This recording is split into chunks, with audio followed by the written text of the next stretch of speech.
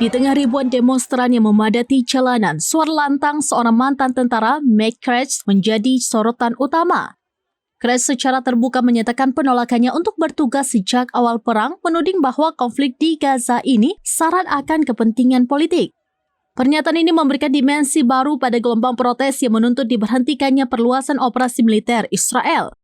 Kretz yang ikut berdemonstrasi di Tel Aviv dan Yerusalem menegaskan bahwa perang ini bukan lagi murni tentang keamanan, melainkan telah disusupi oleh agenda tersembunyi yang menguntungkan pihak-pihak tertentu. Dalam demonstrasi, ia mengatakan bahwa perang ini hanya akan membawa mereka ke arah kehancuran. Tujuan utama harusnya adalah keselamatan sandera, bukan agenda politik yang mengorbankan nyawa tentara dan warga sipil.